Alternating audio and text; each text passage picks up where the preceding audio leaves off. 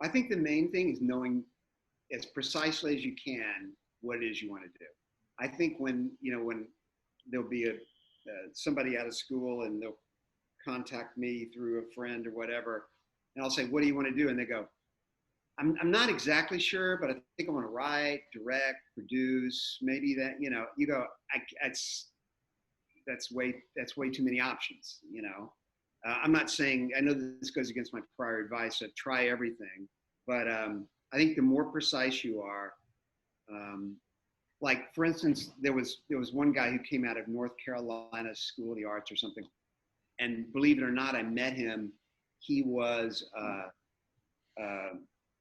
he was working, but he was working as a bartender at a Belgian beer bar that's been in Pasadena forever. I'd go in occasionally, and we'd start talking films, and he was really loved films. And he just said, "You know what? I thought I wanted to do this, that, or the other. I directed in college and all that. I just want to be a PA. I want to start at the bottom and learn." So that was easy. I go, okay, let me work on that. I'll call some people. I'll get you a job as a PA. But that's strict production.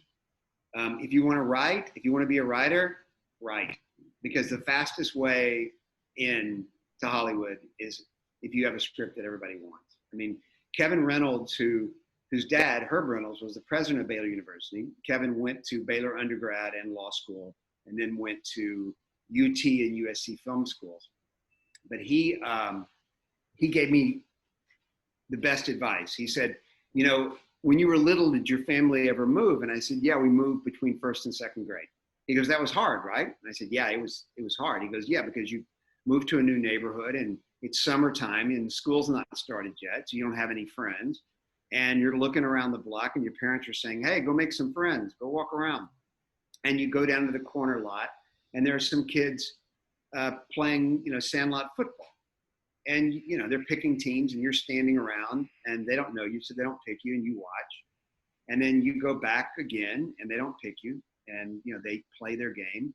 And then it comes your birthday and your father and mother give you a brand new football for your birthday. And you walk down with the brand new football and they see the new ball and they go, hey kid, throw me the ball. And you say, only if you let me play. And that ball is a script. And so if you're going to be a writer, write, because there's no faster way into Hollywood than a script that people love and gets passed around. Directing's harder. You have to show that you can direct. No one is going to. I mean, I can't tell. I've got two friends who won Academy Awards for directing short films, who couldn't get a job as a director because they look at it as a different format. Now they eventually both did get jobs and have done very well. But it took a while.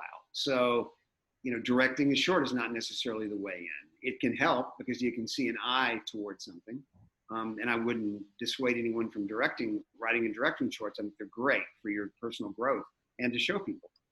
But, you gotta, if you're going to be a writer, you got to write something that people read. If you're going to be a director, you got to direct something. No one's going to say, I want to mentor you as a director, or I'm going to mentor you as a writer. You have to write something that blows them away or direct something that blows them away so that you're bringing something into the equation. In terms of other jobs, I mean, I've known people that said, I really want to write and direct. And they worked at that and just never quite happened. And, there's luck and all that stuff involved too. But then they found themselves in, making short films and they go, I don't really like to be on a set as much as I thought. It's really stressful. And I like to edit. And so, all of a sudden, some of the best editors, start out wanting to be directors.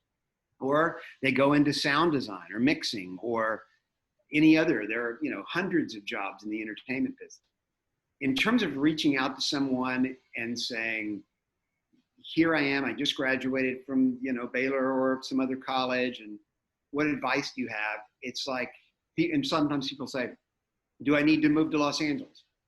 And I go, if you're a writer, for instance, no, you do not need to move to Los Angeles, but you need to have contacts in Los Angeles. And whether you do that through your work and you get contacts or not, you can live wherever you want to live. as long as New York and Los Angeles are aware of you. So for me, it was the right thing to do to move to Los Angeles. You have to do that less and less now. I mean, with Zoom calls, you can do that kind of stuff. You don't have to fly into LA all the time.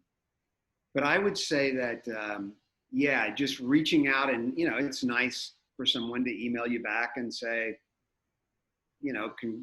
congratulations on graduating. Here's my advice. It's never going to amount to anything. I mean, and all of a sudden, if you say, okay, I wrote a script. Here's the thing to be careful. If you write a script and you have a connection with someone and they go, okay, I'll read it, it means they'll read 20 pages because they're going to know in 20 pages whether it's up to snuff or not. But also know that when you send that script out, you only get one shot with that particular person.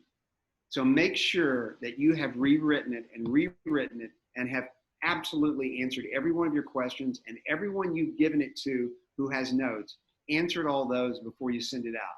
Because no one's ever gonna, I can't tell you how many times somebody sent me a script and I go, and there are 4 typos on the first page. Okay, granted, I know that, Hemingway was a bad speller, who cares, right? But it matters. All of a sudden you go, it bugs me, I don't know. Or the formatting's off in a weird way. You go, this person's not trying hard enough to be professional. So I've got work to do. And so I'm gonna read 10 pages and no. And then 6 months later, it'll be, I wrote another draft of it and I don't have time. I can't do it. It's enough for me to try to read one script to someone. But, so I would say you have to do it yourself. The thing is, it's easier now for you guys.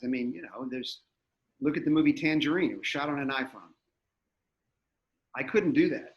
When I was back making short films, I had to work on commercials, get film stock, short ends is what they called them, where they had just a little bit of film left in the can, keep them in my fridge so that I could have little short pieces of film to put together to film something. All of us carry a really, really good camera in our pocket now, a video camera in our pocket. And there's ways to do things and be creative. Don't think about, Hollywood, the monolith, and how do I break in, and it's going to be through these connections. It may be through these connections, but it's after you have something to show to prove you belong or to prove worthy of interest.